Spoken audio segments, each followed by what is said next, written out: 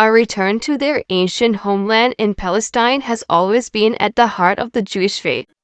For centuries, Jews throughout the world consoled themselves at Passover festivals with the prayer, "Next year in Jerusalem." The terrible events of the Holocaust made the Jews even more determined to have their own state and to defend it once achieved. One Israeli broadcaster summed up this strength of feeling. "Iran believed in Jews' historical right to take land from other people because we were here 2,000 years ago. We have the right because of the Holocaust." On the other hand, the Arabs felt that the West should take responsibility for the victims of Holocaust, not the Arabs, as the Holocaust was the result of Western persecution to the Jews. On 22 July 1946, a bomb exploded in the King David Hotel, headquarters of the British military in Palestine. Members of the Irgun, the Jewish terrorist group disguised as Arabs, had driven it up to the hotel's kitchen. The resulting explosion killed 88 people, including 15 Jews.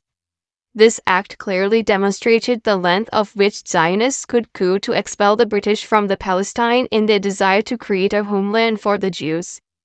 The violence continued as the British attempted to limit the number of Jews gaining entry to Palestine.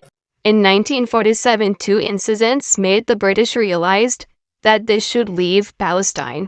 The first incident that made British leave Palestine was the hanging of two British soldiers in revenge for the execution of 3 Irgun members. A photograph of the two men hanging from a tree appeared on the front page of the British newspapers. Second incident involved a ship called the Exodus, carrying 4,500 refugees from Europe. The ship was not allowed to land its passengers in Palestine. This incident gained widespread sympathy for the Jewish refugees and criticism for the British. As a result, the British handed over the complete control of Palestine to the United Nations in May 1948. The UN Special Committee on Palestine was set up to investigate and make a recommendation on how to resolve Palestinian problem.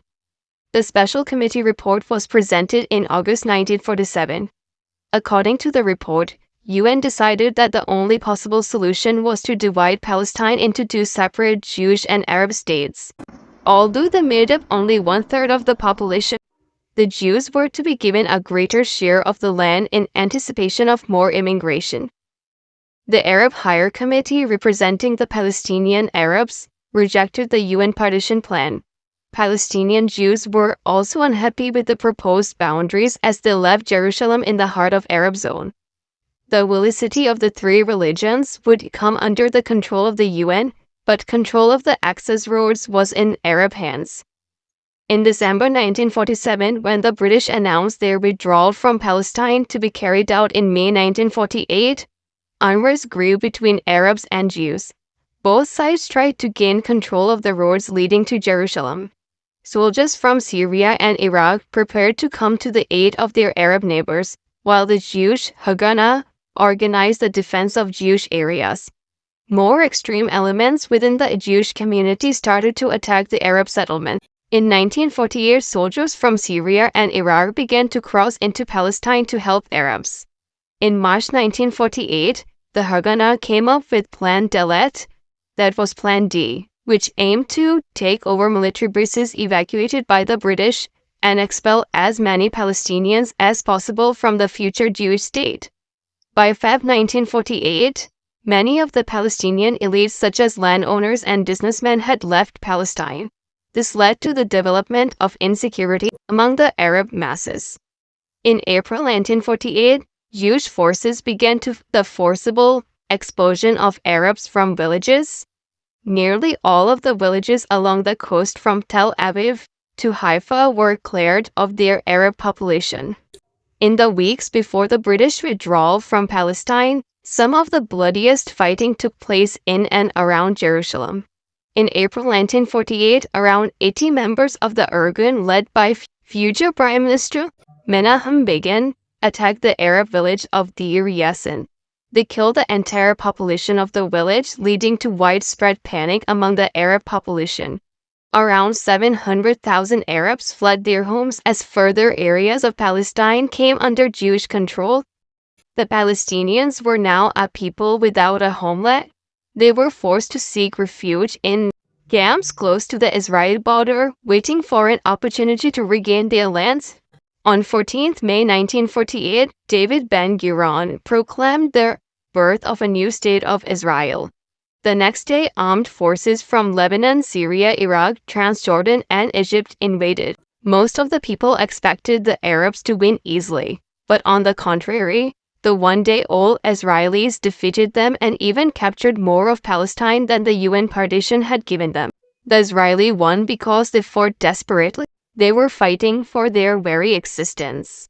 This gave them a ruthless determination, sometimes known as the Holocaust syndrome. They had witnessed what had happened to the meek and conforming Jews in Germany and Poland. They had been exterminated. The fighting Jews would never let this happen.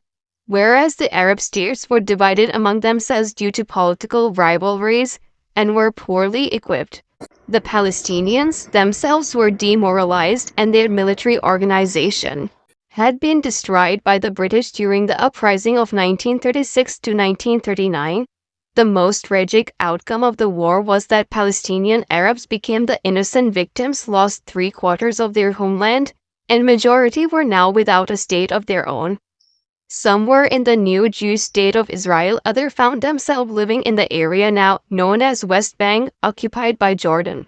After some Jews had slaughtered the entire population of an Arab village in Israel, nearly 1 million Arabs fled in Lebanon, Jordan, and Syria, where they had to live in miserable refugee camps. The city of Jerusalem was divided between Israel and Jordan. On 10th June 1948, the ceasefire between both parties was arranged, with the intervention of UN. But the Arab states did not regard the ceasefire as permanent. They refused to acknowledge the legality of Israel and regarded this war as only the first round in the struggle to liberate Palestine and destroy Israel. The second phase of fighting began in July 1948. Israeli had reorganized themselves during the ceasefire. They were able to gain land in north and kept control of West Jerusalem, but the Arabs' legion held the old city of Jerusalem. In September, during the second truce, the special UN mediator, Count Bernadotte from Sweden, came up with a peace plan. According to this plan, Arabs gained added land in the south and Israelis got more land in the north, but Jerusalem remained an international city under UN control, and Arab refugees were allowed to return home. The very next day, Bernadotte was assassinated by the Stern Gang, also known as Lehi, a Zionist paramilitary militant organization aimed to fight for the freedom of Israel. The third phase of war started in October 1948, in which the Israelis defeated the Egyptians in the south. Under US pressure, they agreed to withdraw from Egyptian territory, but demanded complete control of Negev. When the final ceasefire was arranged in January 1949, for Israelis, this had been the War of National Liberation, but for Arabs, it was the Nakba, means the catastrophe or disaster. In the aftermath of the war, Israel emerged victorious. It secured the survival of the new state and gained more land, whereas about 700,000 Palestinian Arabs became refugees. Armistice was signed, but no peace treaty. Jordan took control of West Bank and Egypt took control of Gaza. Israel was able to secure victory, as in this war, they were united. The Palestinian Arab, on the other hand, lacked strong united leadership. Furthermore, they had never really recovered from the losses they had suffered during the rebellion of 1936 to 1939, whereas neighboring Arab leaders were not united in their goals and had their own selfish end to serve, which often meant to gain control of a piece of Palestinian territory for themselves. The case of King Abdullah of Transjordan was particularly significant.